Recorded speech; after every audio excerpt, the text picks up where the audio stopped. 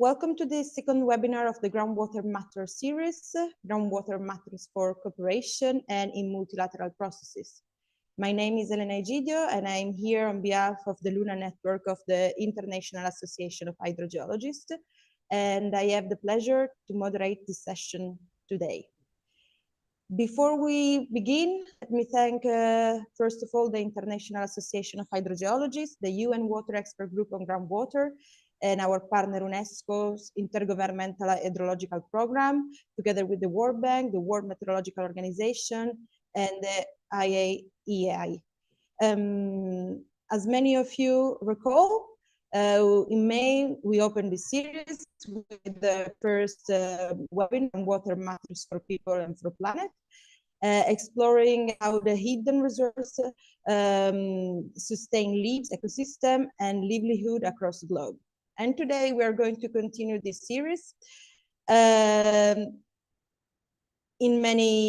because we turn to a theme that in many ways is the connective tissue of everything we discussed then, so cooperation and multilateral processes.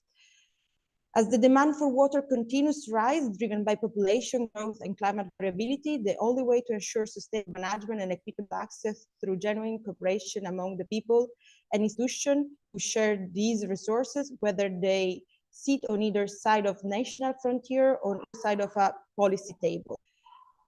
Goal today is to help ensure that groundwater is a focus in the UN Water Conference 2026. So I thank all the panelists to be here today, and without any other introduction, I'm now delighted to introduce our first speaker for a brief introductory note. The first speaker is François Bertone. He's a groundwater expert and a senior specialist at the World Bank. He leads the groundwater-related activities in analytics and lending operation, helping shape sustainable groundwater management solution globally. He not only co-led already the 2023 World Bank Economics on Groundwater report, that was the first of its kind by an international institution. And the floor is yours for your introductory note. Thank you very much, Elena, and a warm welcome to everyone. Thank you for joining us for today's webinar. What follows promises to be a very timely and substantive conversation on one of the most pressing challenges of our time, groundwater cooperation and its place in multilateral processes, with this particular focus we need on transboundary aquifers and the road to the 2026 UN Water Conference. Water security is no longer a national nor a regional concern. It's defining a global challenge, and groundwater sits at its very heart.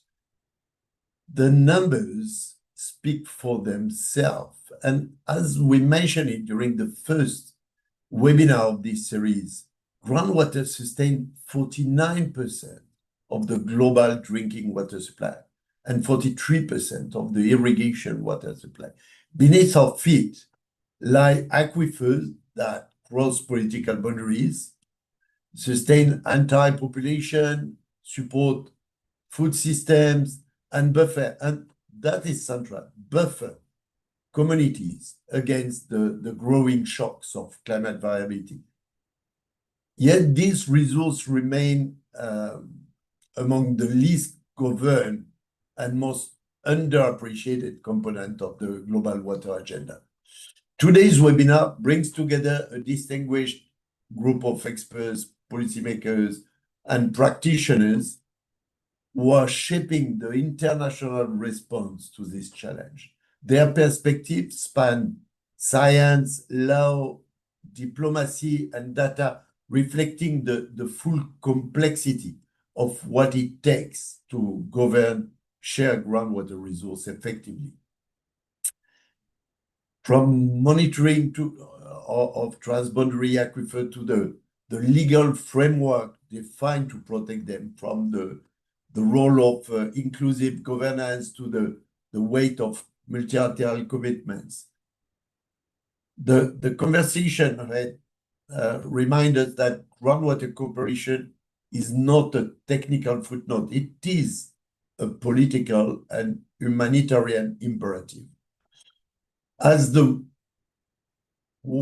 world looks toward the 2026 UN Water Conference, this webinar is really an opportunity to take stock of progress, to comfort the persistent gaps as we don't want to hide them, and to reinforce the case for placing groundwater and its 50% of water supply at the center of the water diplomacy. And together, the coming contribution paint from my point of view, paint a comprehensive picture of where we stand and where we need to go in terms of international cooperation.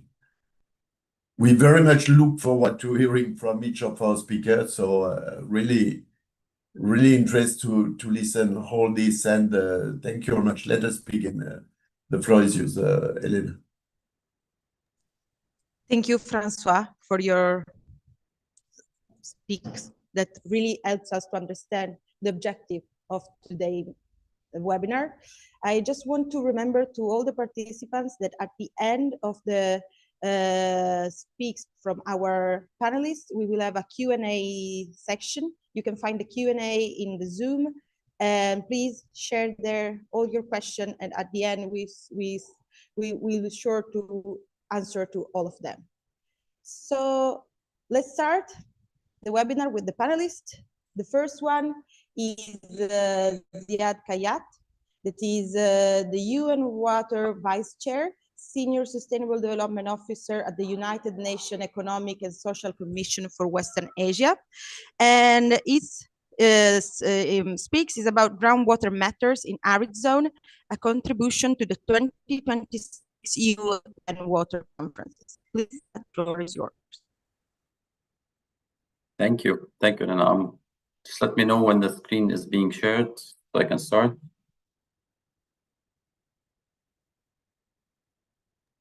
We can see your slides. Thank you. Okay, perfect.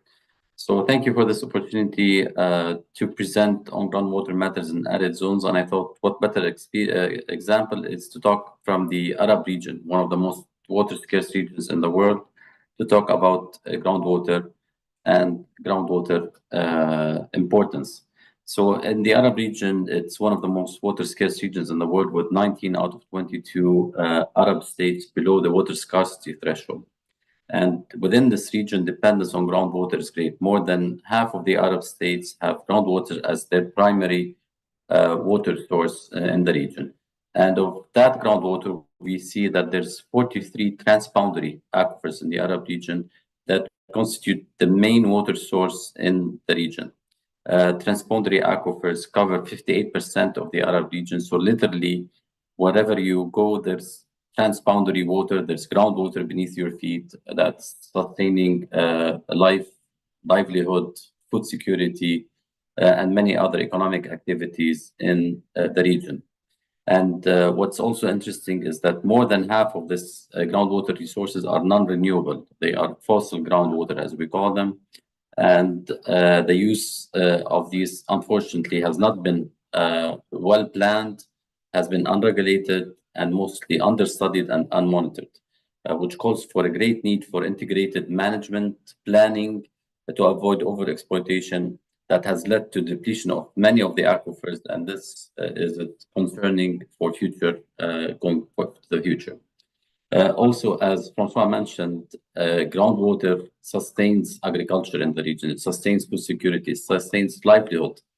So agriculture is the biggest consumer of groundwater, and this is combined with a low water use efficiency of around 50–60%, where it's compared to around 80% when we're looking at other regions with similar conditions in other parts of the world.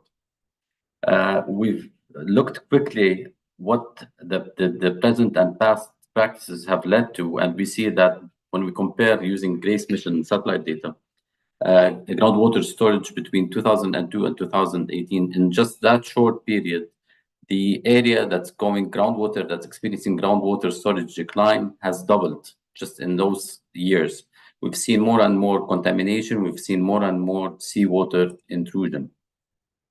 And groundwater exploitation, as it's becoming depleted, it's becoming more energy intensive, the cost is increasing. And even when uncoordinated green energy solutions are being introduced, if they are unstudied, unplanned, they are leading to increasing groundwater stress, as we've seen in many regions in the area where solar energy was introduced without proper planning and monitoring. Also, as Francois mentioned, the groundwater is really proving to be the buffer in this region to climate change. We've seen recent droughts where farmers and the governments have turned to groundwater, and that has led to a greater and greater depletion of these resources. We've done some modeling, some studies of groundwater throughout the region in Palestine, in Morocco, and Iraq, and we've seen the impact of climate change on groundwater, whether it's with reduced recharge, projections for declining groundwater levels, and we've seen it in some places where parts of the aquifer are projected to go dry, affecting in the farms and farmers abandoning these and abandoning their livelihood and moving to cities.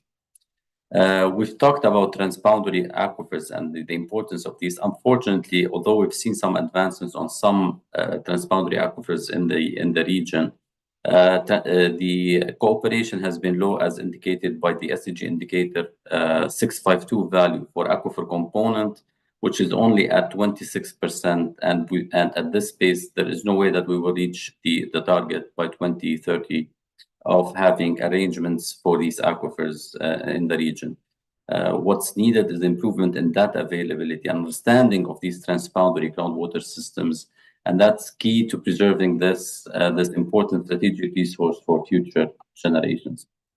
What we've seen in groundwater governance in the region, and I think this is probably, unfortunately, widespread globally, it's that there is inadequate groundwater-specific policies and lack of political will for implementation, even if these policies exist. There's fragmented and weak groundwater-specific institutions and limited funding for groundwater. And there's widespread inadequate understanding of the importance of these groundwater systems for the livelihoods, for the different activities, and their interactions with surface waters and cognitive management of these systems. There's limited community practices, participation in decisions around the groundwater and the ownership of this. We've seen some bright examples in the region, but they are very limited where communities come, for example, in the aquifer contracts in Morocco. And lack of information coupled with weak monitoring systems and technologies, all of these are weak elements in groundwater governance.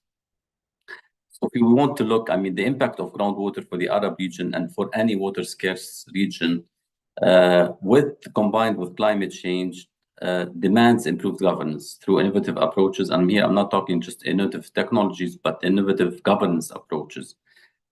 We want enhanced use of technologies and dedicated funding for better understanding of the resources and heightened regional cooperation, especially when we're talking about groundwater resources. Allow me to switch to my UN water hat here quickly and looking towards the 2026 UN Water Conference. Groundwater is invisible, as we've seen, unfortunately, so far, but its impact is visible everywhere. In many places, it is the difference between resilience and crisis, especially as climate change brings longer droughts, as we've seen and experienced in this region, more erratic rainfall and growing pressure on surface water. Yet, groundwater is still too often under-recognized in policy, under-measured in data systems, under-protected from pollution, and overused faster than it can be replenished. That has to change. As we look towards the 2026 UN Water Conference, groundwater must be part of the implementation agenda and more visible at the conference and inside events. First, we need to protect it because what happens on the surface matters underground. Second, we need to measure it because we cannot manage what we do not monitor. Third, we need to govern it sustainably, and this is really important. Balancing the needs of people, economies, ecosystems is crucial. And fourth, we need to cooperate. Aquifers do not stop at borders, and we need to manage them in that fashion. If we are serious about accelerating SDG 6, building climate resilience, and delivering tangible results from the 2026 conference, then groundwater can no longer remain out of sight and out of mind. It must be protected, managed, financed, and governed as a foundation of sustainable development. And I'll stop there and thank you for your attention. Thank you, Mr. Kayat. Thank you for your words, really inspiring. And I think you really point out the necessity to make the invisible visible, especially with this new conference facing in December. So we can go to the next speaker. Next speaker is Dr. Annukka Lipponen, Chief Specialist of Water Resources Management as a broad international water cooperation responsibility at senior level in the Finnish Ministry of Agriculture and Forestry, notably in relation to the EU water policy and global water issues, multilateral and bilateral cooperation, and promotion of expertise. Her previous international specialist expert position were in UNESCO in the Water Convention Secretariat at UNESCO and in UNESCO. So her presentation will be about groundwater in transboundary and international cooperation, science inclusive governance towards the UN Water Conference. Please, Dr. Annukka Lipponen, the floor is yours.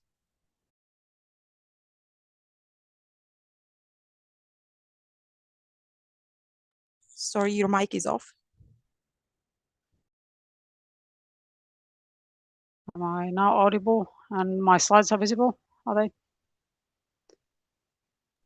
Yes, we can see you and we can hear you now. Wonderful. Many thanks indeed for the kind invitation. So I will highlight the role of groundwater in the interactive dialogue Water for Cooperation, which covers transboundary and international cooperation, scientific cooperation, and inclusive governance. Just briefly, this particular interactive dialogue out of the 6 of the 2026 UN Water Conference, this is co-chaired by Finland and Zambia. And we presented in the end of January at the preparatory meeting of the conference in Dakar, the ambition. For us, it's hugely important to have a participatory process. We've been having conversations with some 20, 30 partner organizations. We've run these open dialogues. There are milestone events throughout the year, including for different regions, like in Dushanbe for Asia. Now we have Rio Business Summit. Stockholm later in August, and we're looking at Halo Political Forum also. For this interactive dialogue, 5 flagship initiatives which evolve. They are draft, have been outlined with the aim to bring different stakeholders together, build on existing efforts, and also to create effect beyond the conference. The key points, or what we are going for, like some elements of the ambition, are to strengthen legal institutional frameworks for transboundary and international water cooperation. And here, obviously, groundwater is a big part of this. And at the heart of this are the UN Water Conventions. And secondly, shared knowledge is as seeing it as a bridge for trust, treating data as a global public good. And we underline everywhere throughout the conference, it's not just about this ID, but overall effective inclusivity in water management and cooperation, including leadership, and a cross-sectoral approach, also integrating across policies, essentially embracing this water, food, energy ecosystems nexus approach. Groundwater has a huge potential. As Ziad was saying, it's everywhere. Obviously, thinking of like very locally. Also, it's such a to so many people. It's the source for water, for households, for agriculture, for industries. So what has made it very visible that groundwater is not well covered by transboundary agreements and arrangements is this sustainable development indicator 6.5.2, and this is actually, I shouldn't say that it's a low-hanging fruit because it's not easy, but one concrete opportunity is to extend the coverage of arrangements on surface waters to cover also groundwaters, and well, some specific arrangements have also been developed specifically for groundwater where appropriate.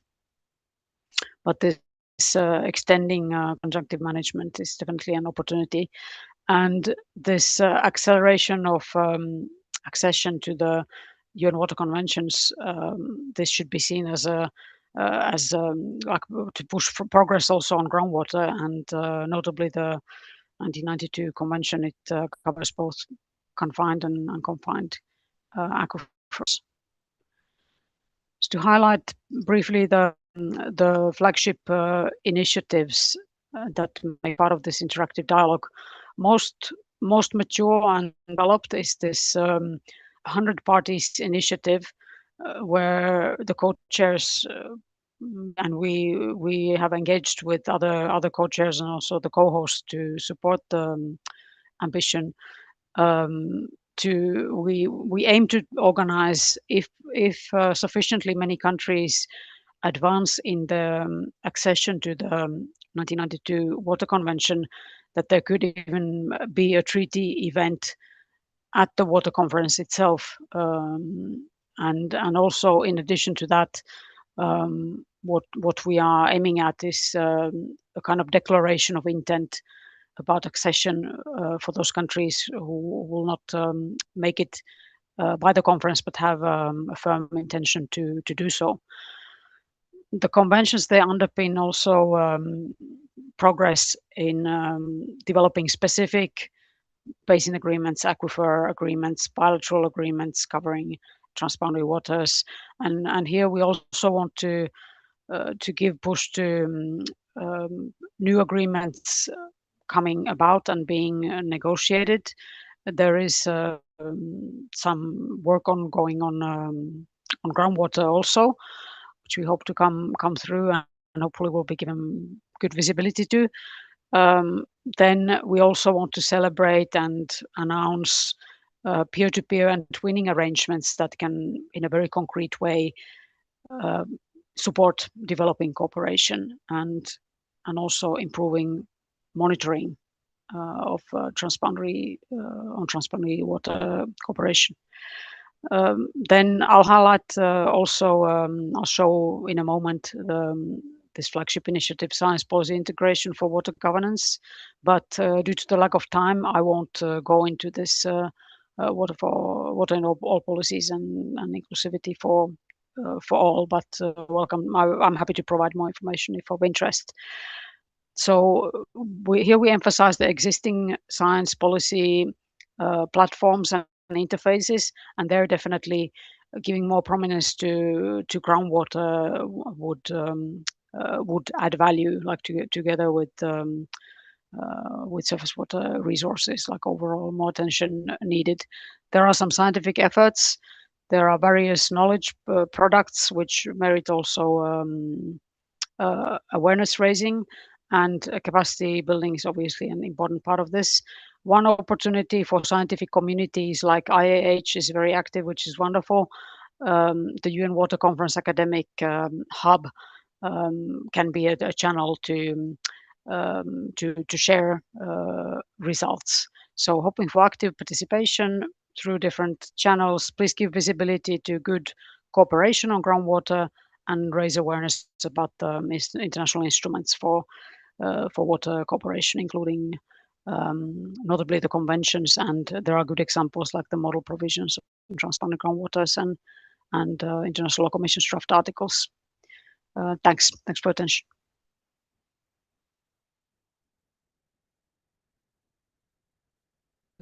Thank you very much, and thank you for pointing out the importance of active participation, especially when we are speaking about groundwater and when we want to point out why groundwater matter, especially in this field.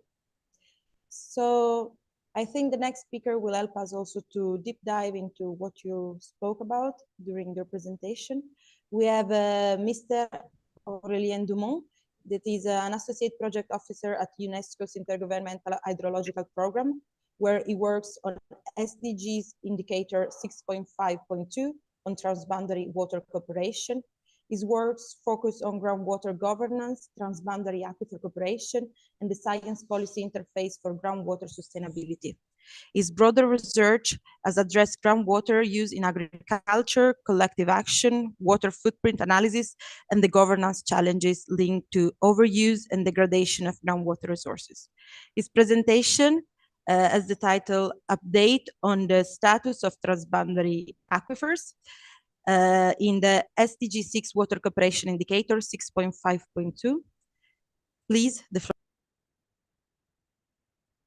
Thank you very much, Elena. So, indeed, I will present on the status of transboundary aquifer within the SDG Indicator 6.5.2 monitoring exercise that UNESCO and UNECE, as the two custodian agencies, are undertaking in the framework of the SDGs since 2017.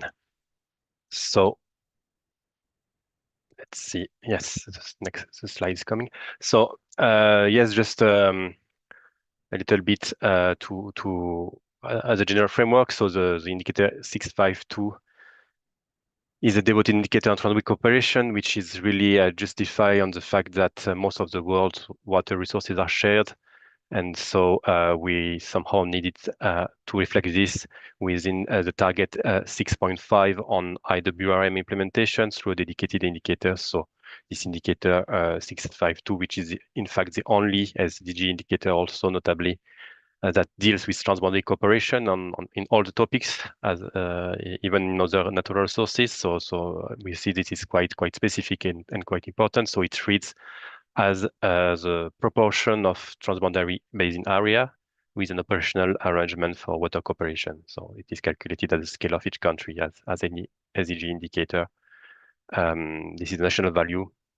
Of course, this may lead sometimes to a little bit misunderstanding for the interpretation because, of course, of the transboundary nature of the topic. But yes, it's a national indicator where we look first at the transboundary basin and aquifer area, and then we had tried to assess whether they are covered first by an arrangement, which is any treaty, convention, agreement, or any other formal arrangement. So this is quite flexible for the countries, and look whether this arrangement is operational through the assessment of 4 criteria: existence of joint body, that there is annual meetings, adoption of joint or coordinated water management plans, or at least joint objectives, apart from the agreement itself, and also annual exchange of data information. This is really to ensure that the treaty or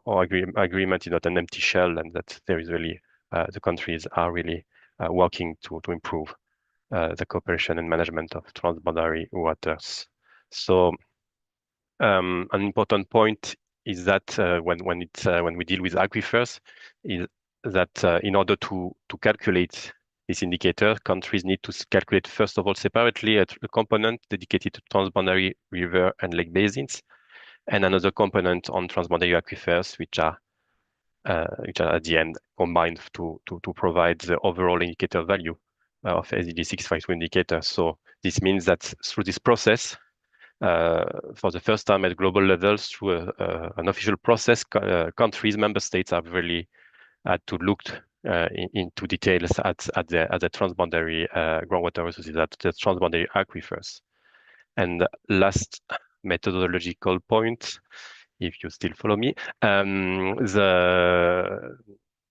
are 2 ways, in fact, for transboundary aquifers to be assessed through this approach on operational arrangements.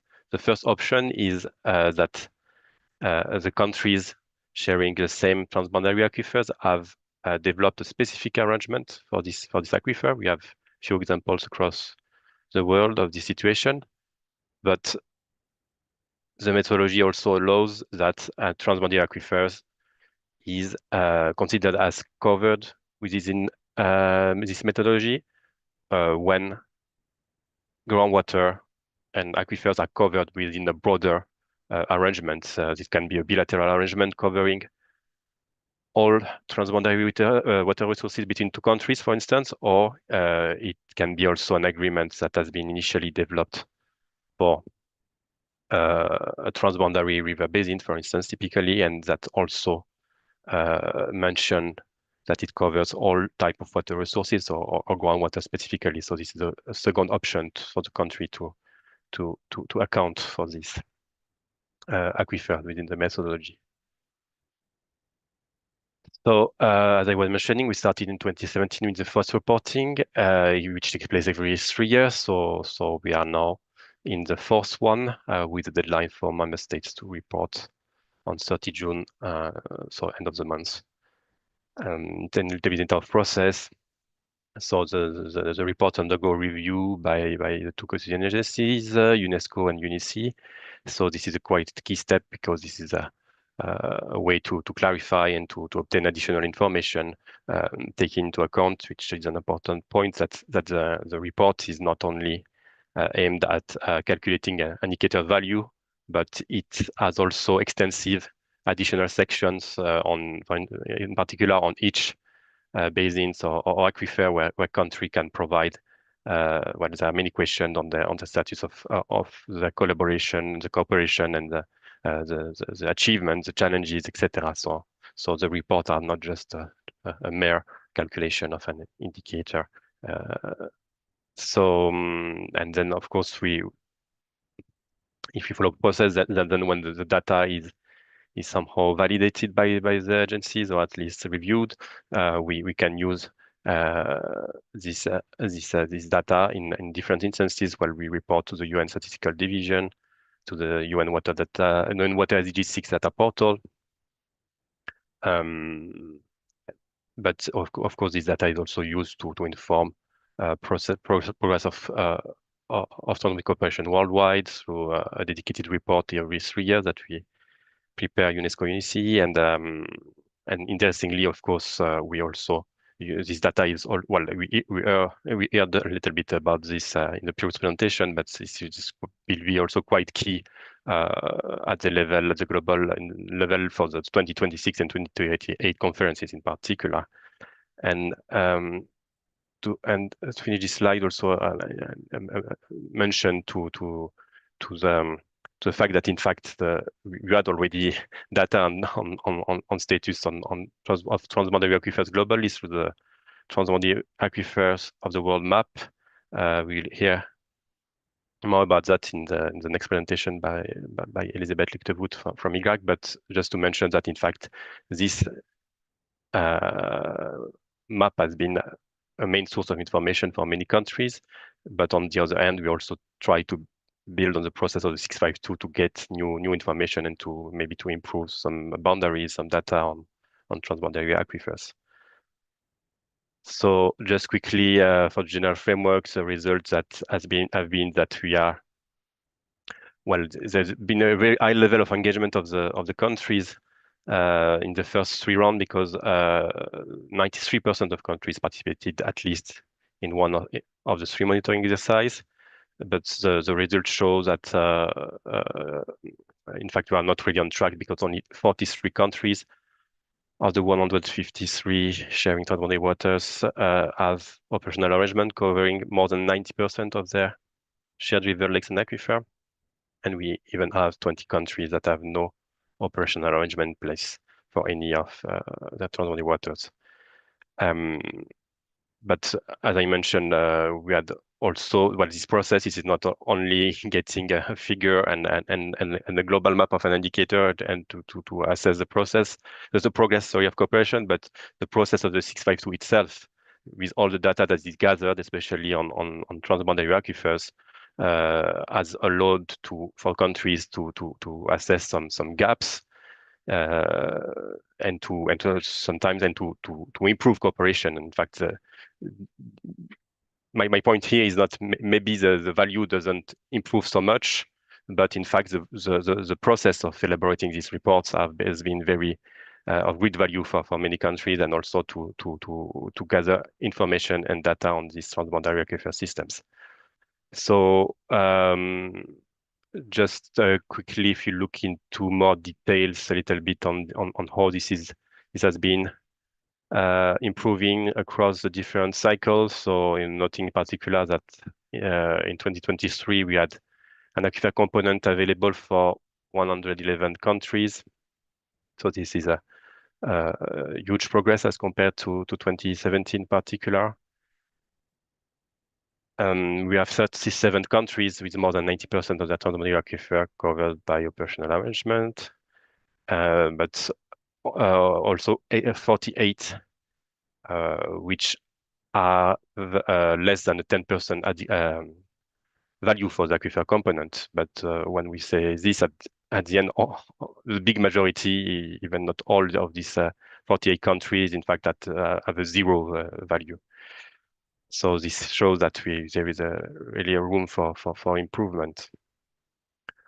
Still, we can also have a comparison between also surface water, groundwater. Here we have very interesting interactions that I was mentioning, that of course, when we have more surface water agreement arrangements operational, because the methodology allows to include the transboundary aquifers that are covered in the boundary, in the perimeter, when the agreement also covers these aquifers. Well, we see a little bit a link between the two, but this is still not systematic. Of course, I think this is really the way forward, is really to build more cooperation on these aquifers,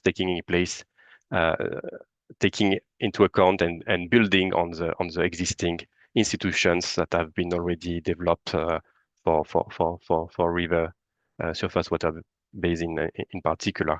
And even though also the limitation also of this figure is that at the end, what does this result say? This approach says that, well, we have the capacities. If there is a basin organization, an agreement, a treaty, data exchange taking place where the agreement mention also groundwater, it means that if tomorrow at the next meeting of this joint body, one country or any stakeholder want to bring the topic of groundwater, in theory there is the capacity, for the institutional capacity for that. But we don't see with this figure if there is, as of today, if there is really work on groundwater. It just shows that there is the institutional capacity to deal with the cooperation on transboundary aquifer, but not necessarily real cooperation on the ground. So a typical example, I will finish with this, but a typical example of this integration of groundwater within a transboundary river basin has been, for instance, the work undertaken with the Stampriet aquifer shared by Namibia, Botswana, South Africa, with a multi-country cooperation mechanism that has been embedded in the EURASECOM through a groundwater hydrology committee. So we need also to take some institutional action also to ensure the visibility of groundwater within these transboundary river basins and the cooperation. So yeah, just a few take-home messages on this 652, but most of them are points that I already mentioned. So really the 652, we get a first overview, a starting point, a baseline, but this shows also where we need to improve, first of all, by gathering more data, improving delineation, etc., which we hope to get a next step on this through the fourth reporting exercise.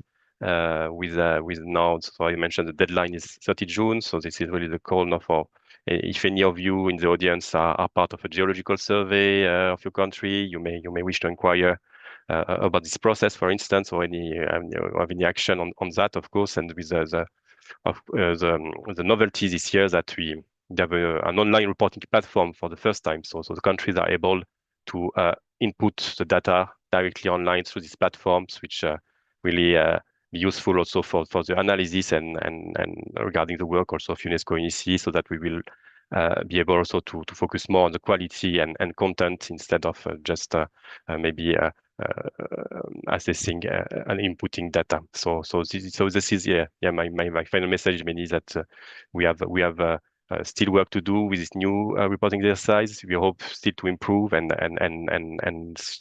thanks to also the UN conference, there is really opportunity to build the momentum around these transboundary aquifer resources. So thank you very much for your attention.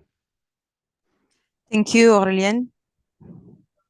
Thank you for the update about the indicator, and especially to have deep dive in the calculation that and the importance of the reporting process. I think we are all waiting for the 2026 report. So now it's time for the next speaker, that is Eric Arnoch, coordinator that coordinates actives on the conjunctive management of surface water and groundwater, as well as monitoring, assessment, and data sharing in transboundary basins at the UN Water Convention Secretariat. His intervention is about the UN Water Convention, a framework for transboundary water cooperation and peace. Please. Thanks a lot, Elena, and thanks for this opportunity. I am very happy to follow up actually on some of the presentations and to build on what was already said. But primarily, I want to really introduce the UN Water Convention and how it supports transboundary water cooperation, and particularly transboundary groundwater cooperation. I don't need to go too deeply into the challenges because they were mentioned already.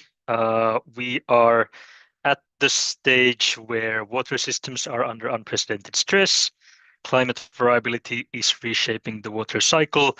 There's a growing reliance on groundwater, but as Francois and Ziad said, it is generally understudied, underfinanced, and there are declining trends due to over-extraction. What I want to highlight here is the transboundary challenge. So we have 153 countries sharing water, surface water and groundwater. We have more than 3 billion people worldwide depending on water that crosses national boundaries. Yet we have quite stark issues with governance and agreements. So we have only 43 countries reporting operational cooperation arrangements for most of their shared waters, as Aurélien mentioned, 37 for shared aquifers. So there's clearly a need to support governance, support agreements, support legal frameworks, as was said by previous speakers as well. But happily, I'm here to talk about a solution. So I'm working at the Secretariat of the Convention on the Protection and Use of Transboundary Watercourses and International Lakes, also known as the UN Water Convention, which is a global legal and institutional framework for transboundary water cooperation. Now, we used to be a regional instrument for the pan-European region, but since 2016, we are open to all UN member states and we are growing.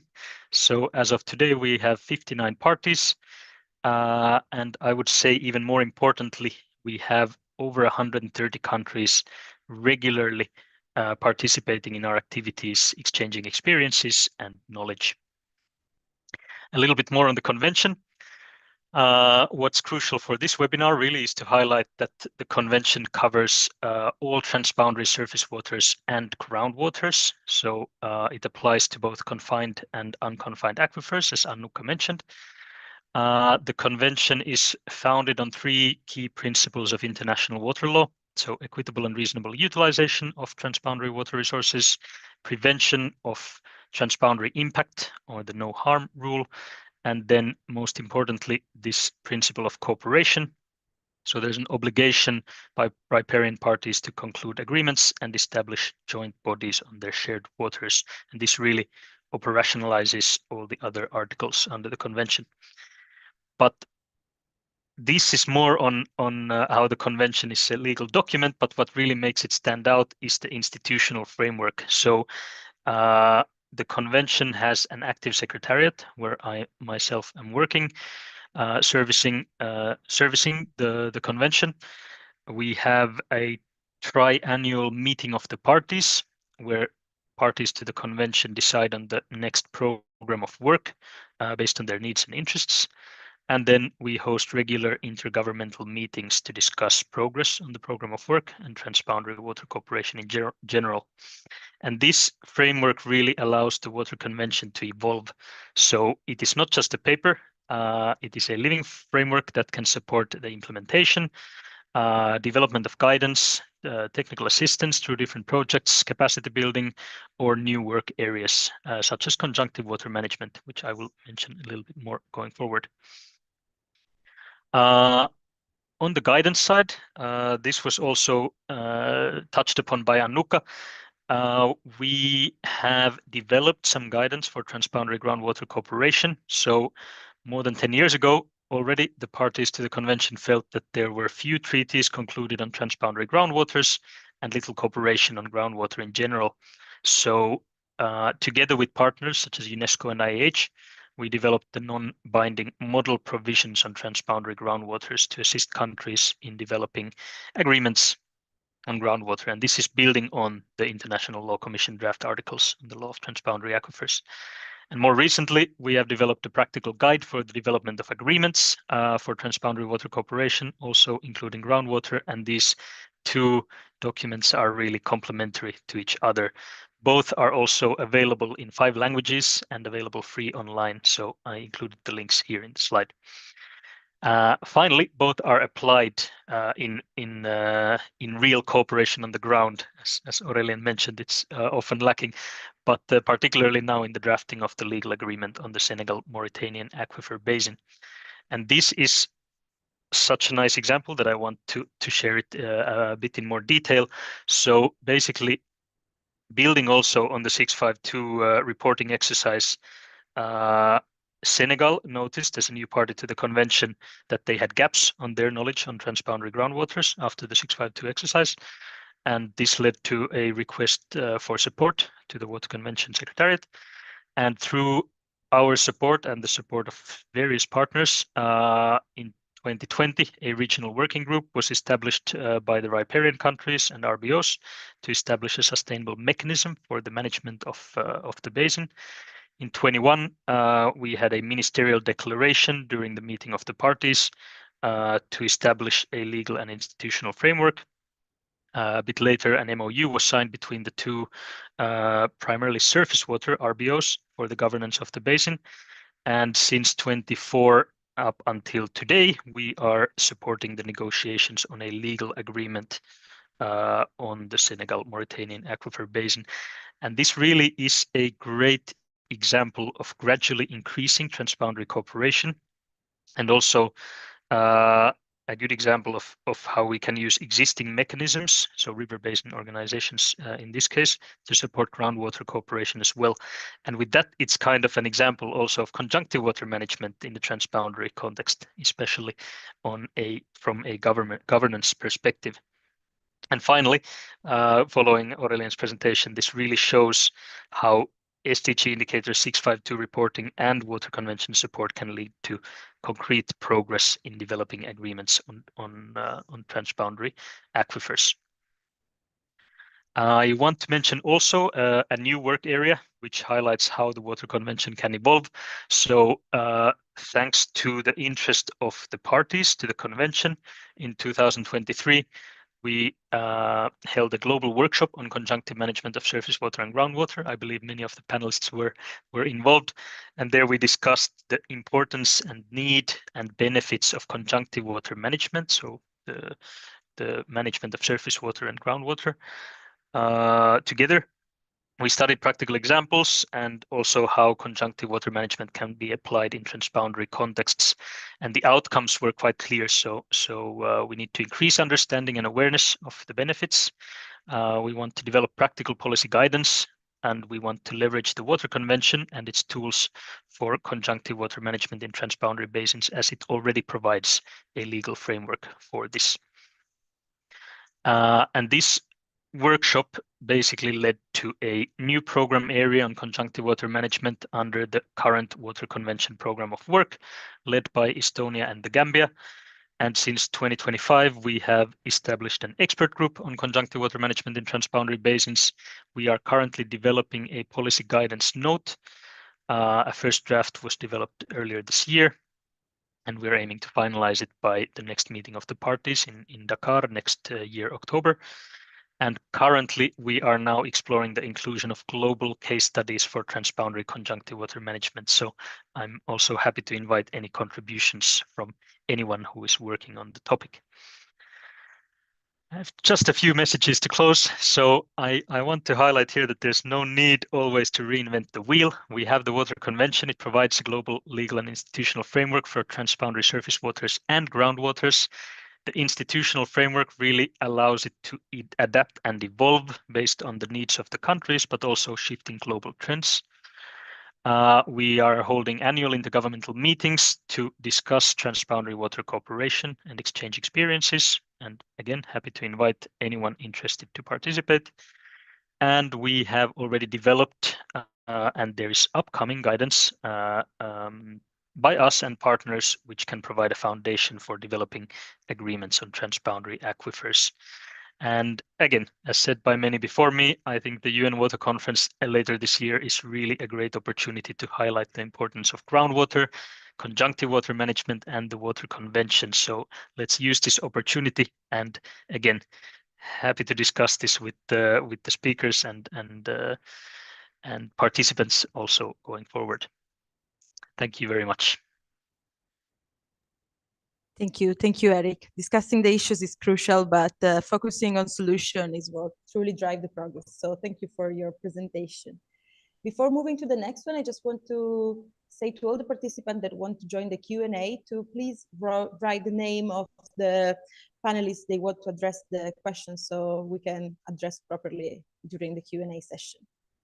So now let's move to Elisabeth Lichtewut.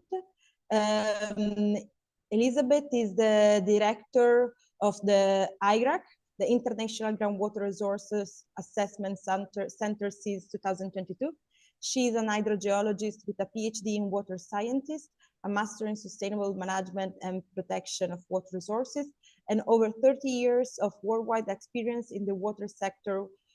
And with IGRAC, she works on improving groundwater information and knowledge worldwide for better decision and sustainable planet.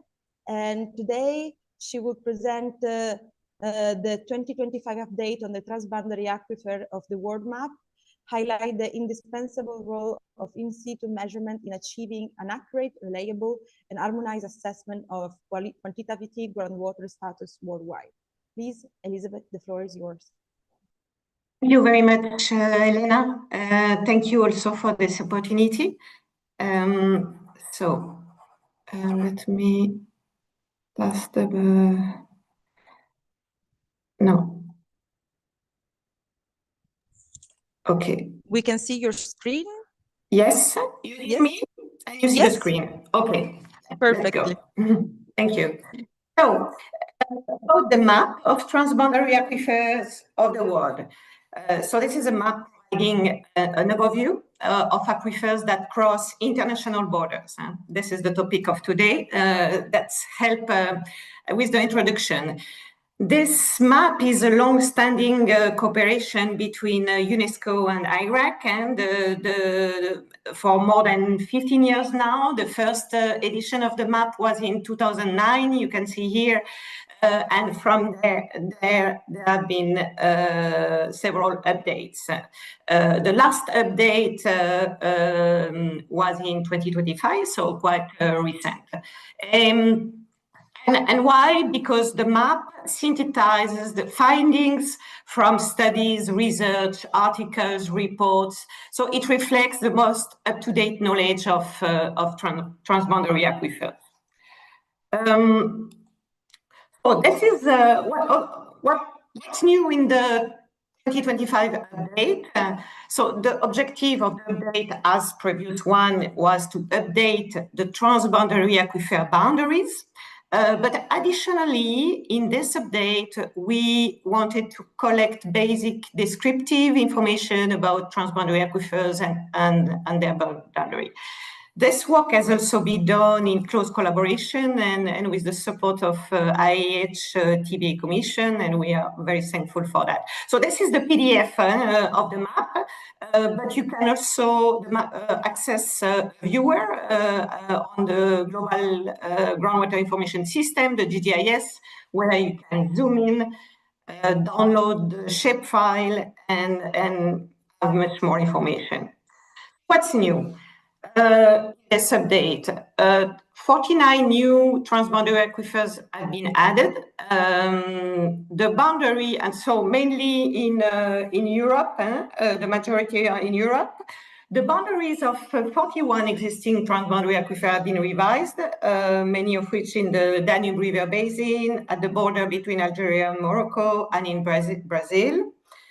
91 transboundary aquifers have been removed. So the total number of mapped transboundary aquifers now stands at 426. It's important to clarify when I say that we have removed or we have added transboundary aquifers, it refers to the level of knowledge we have of those aquifers, and aquifers do not disappear or appear. This is because the knowledge progress. So basically, for example, in many aquifers have been removed in the border between USA and Mexico. Why? Because several hydrogeological units were identified, but further studies show that there was not really groundwater flow, and to have transboundary aquifers that also needs cooperation. Of course, there is a need to have groundwater flow. We have other examples here. For example, in many cases, we don't have, we know that there is a transboundary aquifer, but we don't have information about the limits. So that is the example of the Silala catchment between Bolivia and Chile. In this case, we just put a circle. And what in orange in the maps, this is the previous update, and the green is the 2025 update. So you can see that sometimes, in some cases, we had a circle in the previous update, and a study, like in this case by Gonçalves et al. In 2023, allowed to redefine well the boundaries of the aquifer.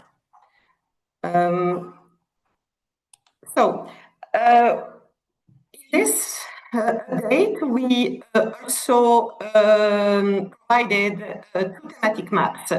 The first one is to show the availability of data of information for each TBA, transboundary aquifer, because, of course, for each transboundary aquifer, we don't have the same amount of information, and for some, as you have seen, it's quite low. So limited means that we have only a geological map or an hydrogeological map. So basically, we know that there are geological formation, a continuity of geological formation. So it's limited because maybe there is no groundwater flow. And it's then moderate and good. And good, this is when we have peer-reviewed academic works and articles, experts, etc., data and information that is shared between countries. And then we are really sure of the presence of a transboundary aquifer and the limit. So you see that maps, because only we have still we still need a lot of information. We are far from the ideal situation of knowledge. The second thematic map, so it's easy because Aurélien already described the SDG 652.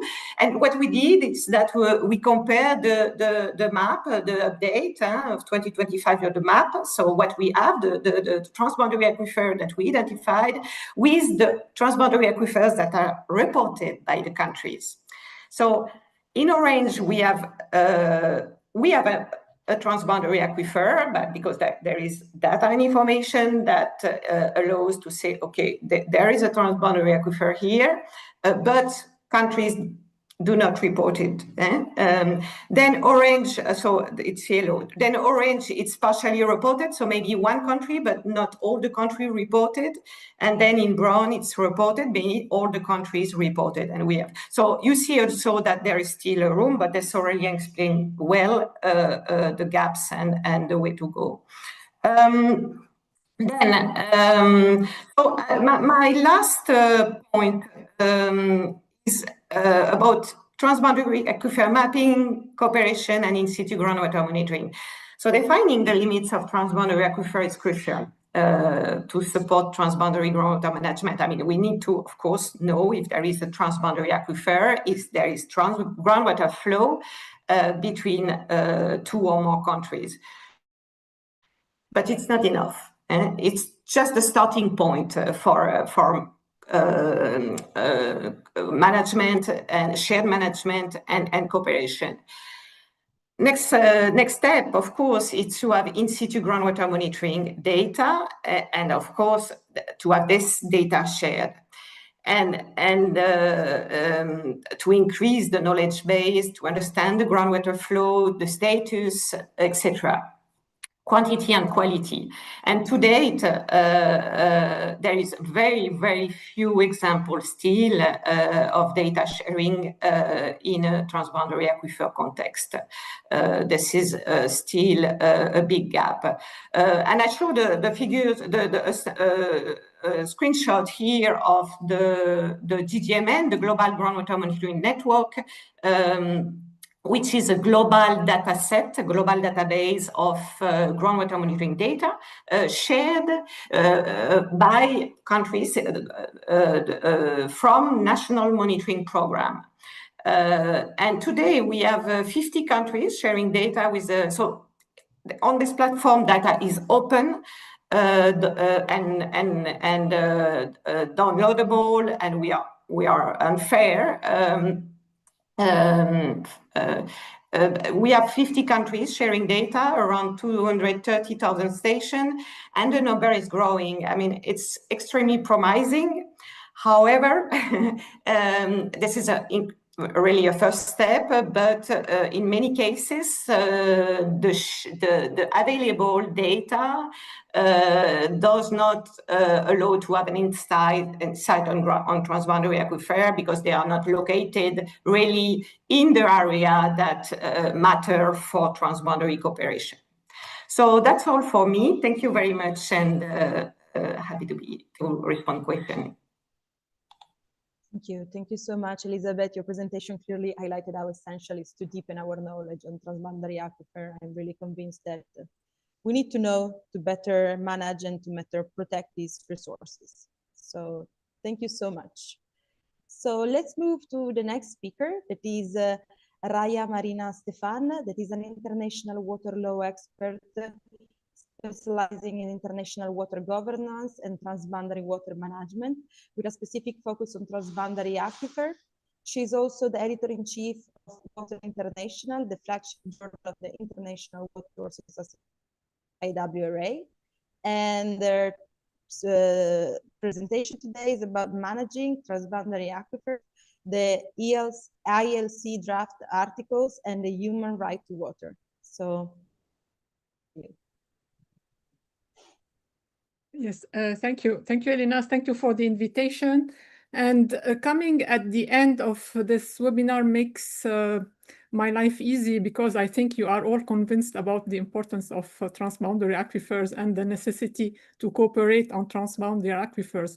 So the draft articles on the law of transboundary aquifers, which were prepared by the UN International Law Commission and adopted in 2008, then deferred to the UN General Assembly, are, as of today, the only international instrument applicable to the management of transboundary aquifers.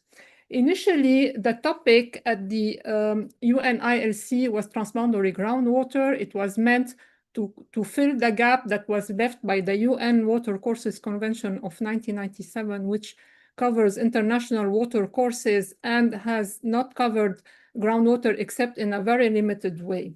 But with his scientific approach, the special rapporteur of the UNIRC who was in charge of the topic, and with his, let's say, will of cooperation and learning more about groundwater and aquifers, has extended the topic to cover aquifers. And this legally is a major change, because it's not about the water itself, it is also about the geological formation, and this has consequences in the principles that are in the draft articles. The draft articles have codified, the core principles of international water law, which are the equitable and reasonable use, the no harm rule, the general obligation to cooperate, and its first implementation, the regular exchange of data and information. With the two core principles, the draft articles consider the specific characteristics of transboundary aquifers. So not only recharging aquifers, as was in the mind of the ILC when it has decided on the topic, but also non-recharging aquifers. And we see from Ziad's presentation at the beginning the importance of non-recharging aquifers for the whole MENA region. The draft articles have also expanded the scope, because I told you aquifers has a specific consequence legally, so it's not only about the use of groundwater and the protection of groundwater, it is also about other activities that can impact the aquifer, which are activities not necessarily related to the use of groundwater. And you can think of agriculture, waste disposal, etc., which can infiltrate and impact the water and the aquifer. Besides these core principles of international water law, the draft articles include what I would call more technical principles. They are related to the preservation of ecosystem, to the monitoring. We just heard from Elizabeth the importance of monitoring. They are related to the protection against pollution, to the specific protection of recharge and discharge zones, etc. The draft articles, as I said, are already part of a 6th UN General Assembly, and the General Assembly will discuss again this topic at its next session. The date is already fixed. On 4 November, there's a specific session for the law of transboundary aquifers.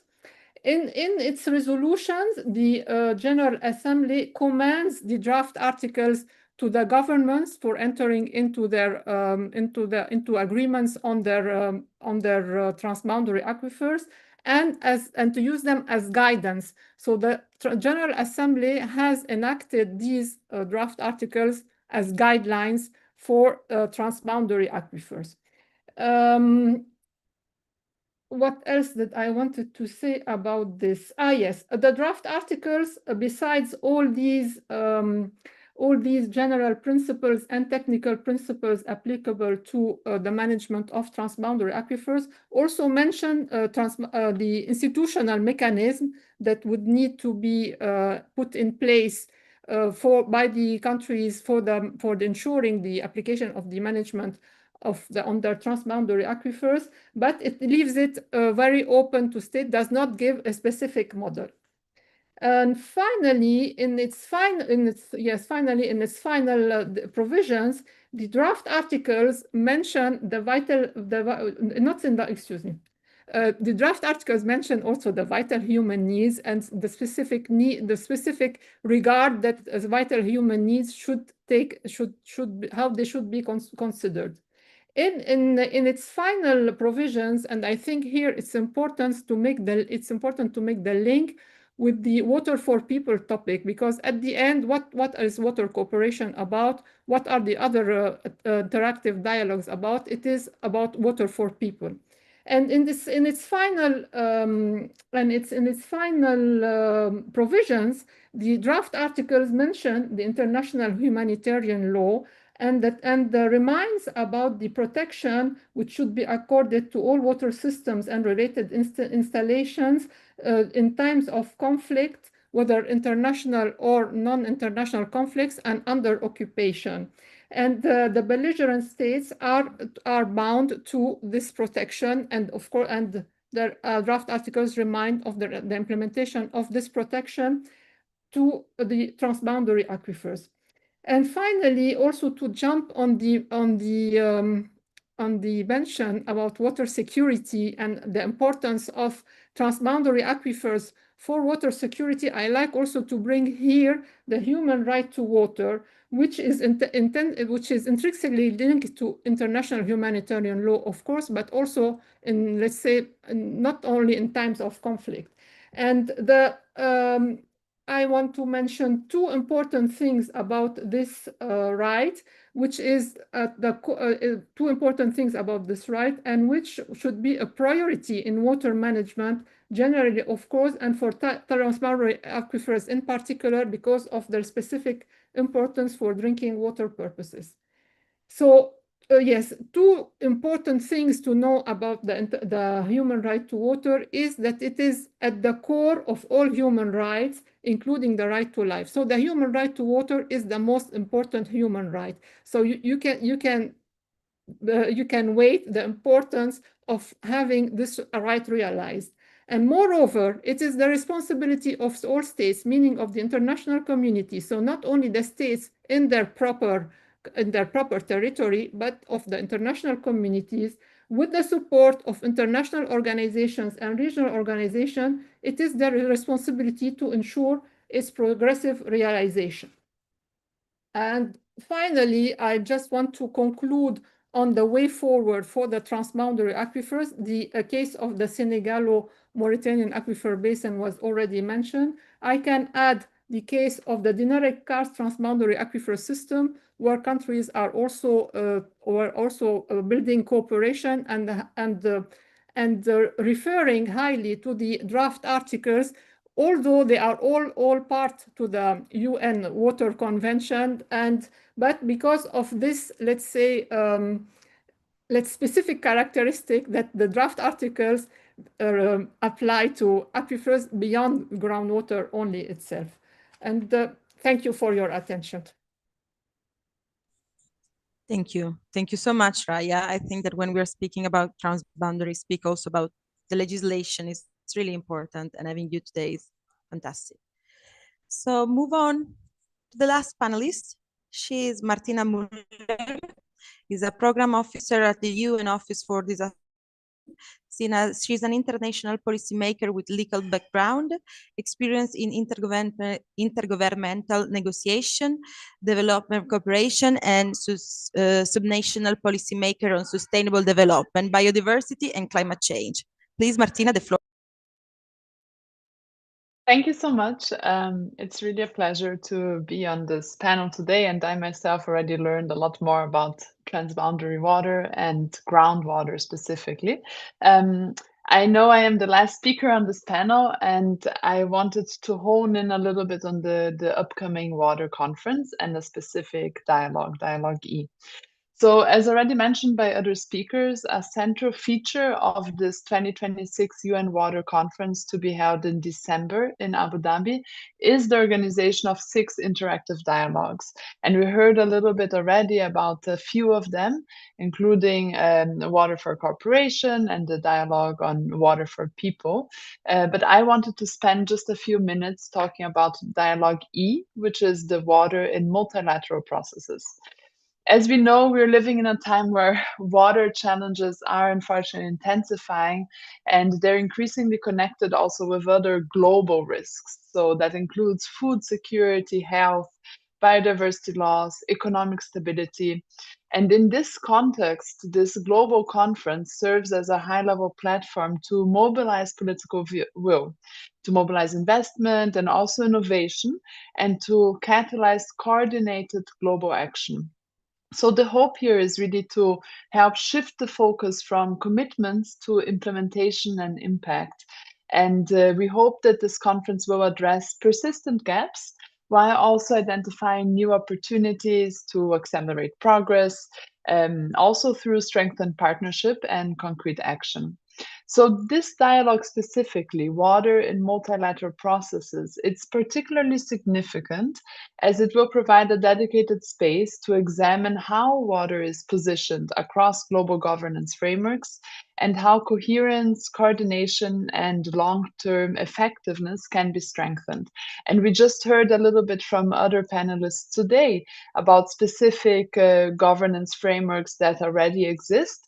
I feel that one, we just heard our last speaker talking about the draft articles of the International Law Commission, so that's proposal for another type of framework. And I speak to you today here as the co-convener of Dialogue E. So together inside the United Nations, together with the Department of Economic and Social Affairs, UNDESA, and more than 30 members of an informal preparatory working group, we have been preparing a concept note that will hopefully help guide these discussions around water in the multilateral space. So our analysis so far, it really highlights several structural challenges, including fragmentation across global water-related frameworks, sometimes overlapping mandates, but also the absence of a single institutional home for water at the international level. Although I want to point out that there, of course, is a very strong coordination mechanism, namely UN Water, and we've heard a little bit from UN Water today as well. So while water is increasingly recognized as a cross-cutting issue, it is still too often addressed in a siloed manner. That's a finding that we are trying to reflect in this concept paper. So often addressed in a siloed manner rather than as a systemic enabler of sustainable development. So to be a little bit more concrete and give a few examples, one example is that water is addressed already across numerous UN processes. So from climate change to biodiversity to frameworks such as the Sendai framework for disaster risk reduction, right, which is the one my organization works on closely, as well as 2 UN conventions that were also already mentioned earlier. And at the same time, another challenge is that there's also significant uncertainty about the post-2030 landscape, not only for water, but in general, right, the post-2030 sustainable development landscape. But there is some questions around how water might be represented in it. And I want to point out that at the same time, the preparatory process has identified a range of emerging pathways forwards that have been proposed by member states, by stakeholders, and other experts involved. So one of them is, for example, strengthening the positioning of water within already existing multilateral frameworks. But another one is to enhance coordination and accountability across institutions in various ways. But also proposals have been made to explore options for more structured governance arrangements that could sustain progress beyond 2030. So we have, for example, heard proposals to create a UN water organization or to have a UN framework on water. So similar to, for example, the Sendai framework on disaster risk reduction, to have something on water. There are several proposals on the table. Ultimately, of course, the decision on how to advance these options will rest with member states. And for this, Dialogue E will provide really a critical platform by fostering a shared understanding of challenges and also by identifying practical forward-looking solutions. So I wanted to point out that in this sense, the importance of this upcoming interactive dialogue on water and multilateral processes really lies in its ability to hopefully pave the way for stronger collective action and to ensure that water is fully recognized as a cornerstone of sustainable development now, but also in the future. And of course, the topic of groundwater discussed today is very important to be taken into account into this conversation. So really trying to make close the rationale of thought here. I hope this is helpful in your considerations and particularly in your preparations towards the UN Water Conference. Thank you. Thank you. Thank you so much, Martina, for this valuable insight into the UN Water Conference, especially for the interactive dialogue E, water in multilateral processes. So we finished with our panelists. I first of all want to thanks all of them for their contribution, which have truly helped us to understand why groundwater matters for cooperation and in multilateral processes. We will now move to the Q&A session. We have time for just two questions, but please go to the Q&A session because our panelists be so kind and so active during the whole webinar. So you will already find some answer from them. So one question that we have that is from YouTube is for Raya. And the question is, what institutional and legal framework are most effective for managing shared groundwater resources across borders? So please, Raya, the floor is yours now again.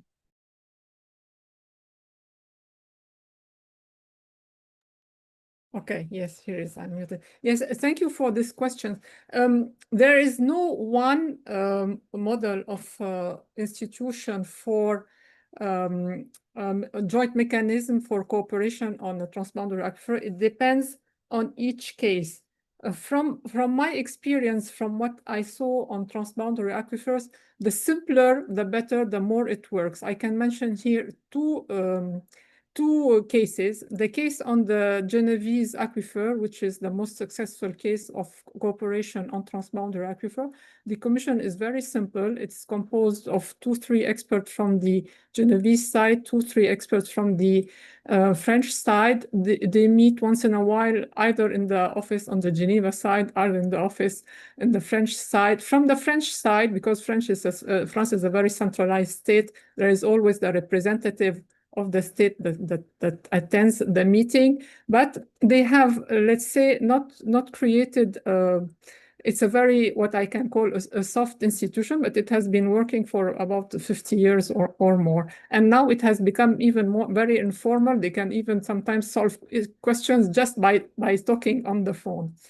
The other example, which comes from the MENA region, actually, is the case on the Northwestern Sahara aquifer system.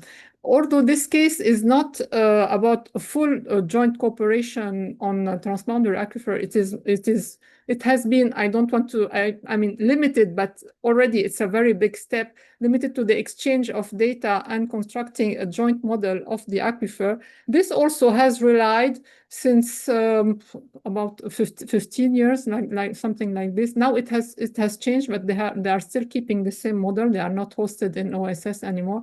This has also relied on a very simple model, including one coordinator, which is the permanent person representing the joint institution, and they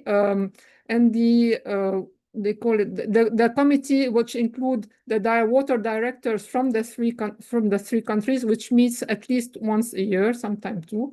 And the coordinator is assisted by technical people who can use the database and construct the model. It has been run. In other cases where we have already since the beginning a very complicated institution, it takes time to work. It takes time to put things together. It costs also a lot of money because the financing has to be considered. So my recommendation and view is start simple, and then if necessary, the institution will grow with the growth of the cooperation. Thank you. Thank you so much, Raya, for the answer. And now move on to the next question that is for Aurélien Dumont. To what extent do transboundary aquifer cooperation agreements recognize and quantify the effects of pumping on stream flow, depletion, and ecosystems? Please. Yes, thank you very much for this very interesting question. I think for this specific topic, we should look at different levels. Well, if we consider the transboundary aquifers themselves, the few that have specific arrangement developed at the scale of the aquifer, well, usually they have been developed for a specific purpose. Well, we see the Genovese aquifer, for instance, is really also on enhancing reverse groundwater interaction through managed aquifer recharge plans. So this is a typical case where this is well integrated.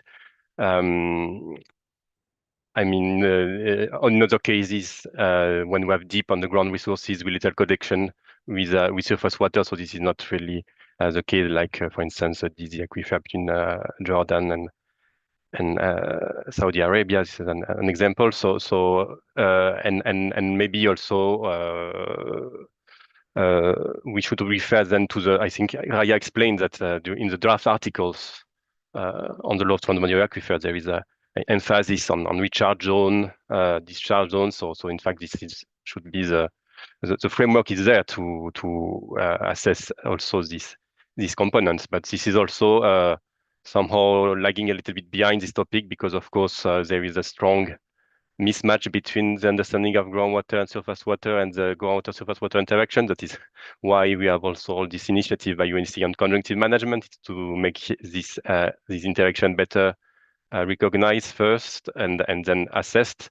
So indeed, if we look even at the case maybe of where this interaction are mostly relevant, which could be even the transboundary agreement at the scale of a river basin, but considering all small national aquifers that are scattered around the basin. So they are not really on the radar when we look at transboundary aquifer, because there's sometimes national aquifers which are sometimes deeply connected to a transboundary water course. So this is also really where we need to improve our understanding and better consideration of these effects within the transboundary surface water agreement. So this is also a big area for progress. So yeah, just as a conclusion, I think this is not so well taken into account so far, and the initiative that we heard on conjunctive management is really in this line. And if I may just before as I have the floor, I would like to make just a general reflection that if we maybe towards the conference we may look also at groundwater cooperation beyond transboundary aquifers, looking also at some kind of regional cooperation and exchange of lessons learned in similar hydrogeological settings at regional level, for instance, or while we have several examples across the world. So I think our webinar today was really focusing on transboundary aquifers, but maybe also let's expand a little bit our view and see how we can promote cooperation on groundwater at regional level and globally, especially within also the last intervention on these multilateral processes. I think we have also here a big great area of making groundwater more visible at this level. So thank you. Thank you. Thank you so much. So we finished the Q&A session, but please, if you have made a question, there is a big chance that there is already an answer in the Q&A section. Please go there. So we move to the wrap-up of this webinar that is made by Marie-Amélie Petre, that is a senior scientist in hydrogeology at the French Geological Survey, the BRGM. She holds a PhD in hydrogeology from MIN Paris Tech and INRS of Canada, as well as a certificate of advanced studies in water governance from the University of Geneva. With 15 years of international experience in hydrogeological research, her expertise includes transboundary aquifers, groundwater governance, and emerging contaminants. Dr. Petre is actively engaged in the work of the IAEH through both the Transboundary Aquifer Commission and the Luna Network. And today is here to do the closing remark and to with a presentation that is supporting the 2026 UN Water Conference, the role of the IAEH Luna Network. So please, Marie, the floor is yours. Thank you, Elena. Can you hear me okay? Yes, we can hear you. Good. And we can see you. Thank you. Thank you to all our panelists for their valuable contributions. It was a great webinar again. We have covered a broad range of topics and perspectives today, from transboundary cooperation and international water law to monitoring and data, science policy interfaces, inclusive governance, and the role of groundwater in achieving the Sustainable Development Goals. So now allow me to offer a few closing reflections before we conclude the webinar. While each presentation addressed a different dimension of the challenge, several common messages emerged. First, groundwater is fundamental to water security, climate resilience, ecosystem health, and sustainable development. Yet, it often remains insufficiently visible in political and policy processes. Second, cooperation is essential. Whether we are discussing shared aquifers, scientific collaboration, or data exchange, or multilateral governance, groundwater provides a powerful opportunity to reinforce collaboration across borders and sectors. And we saw also that international water law through the Water Convention or the IFC draft articles offer an important enabling framework for strengthening transboundary groundwater cooperation. And third, effective groundwater governance depends on robust knowledge. The importance of monitoring, assessment, data sharing, and scientific understanding was highlighted throughout today's discussion. And these messages resonate strongly with the position paper recently prepared by the IEH for the 2026 UN Water Conference. I was given a few minutes to briefly present the IEH Luna Network, the group that prepared that position paper. So let me just share the screen. Okay. Can you see my slide in now? Yes, yes. Presentation mode. I just want to remember that we put the link of the report in the chat so everyone could see it. Perfect, thank you. So the Luna network, Luna stands for Liaison with UN Activities. It was created in 2024 and its director is Alice already. The objective of the network is to reinforce the interface between groundwater science and global policy processes within the UN system. And members of the network have participated in several preparatory activities for the UN Water Conference, such as the informal preparatory working groups that Martina Müller was speaking about earlier. And we will also be hosting a dedicated session at the next IEH Congress in Budapest in September on the conference with participation from UN agencies. And we have also drafted a position paper for the UN Water Conference. So here are the key messages briefly. So the paper starts from a simple but powerful observation. Groundwater is indispensable, yet too often overlooked. It supplies around half of the world's drinking water, supports food production, sustains ecosystems, and contributes directly to the achievement of many sustainable development goals. The paper therefore calls for stronger action in several areas. It emphasizes protecting groundwater quality and safeguarding ecosystems and human health. And this requires preventative approaches and regulations. And it calls for the urgent development of regulatory frameworks to address, for example, emerging contaminants. The paper also calls for improved governance and management, including greater recognition of groundwater in national and international water policies. Protecting this resource is essential for climate resilience, which is why groundwater must be managed in an integrated way alongside surface water and land resources. And we talked about conjunctive water management earlier during the discussion. The paper also highlights the need to strengthen cooperation, particularly for transboundary aquifers. And we feel that groundwater remains insufficiently represented in the Sustainable Development Goals, with no specific targets or indicators addressing its critical role. So we feel that groundwater should be better represented across all SDGs, and of course, especially in SDG 6. A key recommendation is to invest in both people and knowledge. This means developing education and career opportunities for groundwater professionals, while also investing in long-term monitoring and data systems. Simply put, and as was said before, we cannot manage what we do not measure. In short, the key message of the position paper is clear. Achieving water security, resilience, and the Sustainable Development Goals will not be possible without giving groundwater the visibility, protection, investment, and cooperation it requires. And yeah, you are welcome to check it out on the IEH Luna website. Now you have the link in the chat. And this draft position paper will be revised and extended in the coming months to include feedback from the entire IEH community, but also outputs from other activities such as those webinars. And before we close, I would like to invite all participants to join us for the third webinar in our Groundwater Matters series. It is scheduled for mid-July, and the next session will focus on groundwater matters for prosperity and investment. So my sincere thanks again to all our speakers for sharing their expertise and insights. And thank you to all the participants for your engagement and interest. We look forward to seeing you again in July. Thank you again for joining us today. So have a wonderful day, everyone, and thank you. Bye. Thank you. Bye.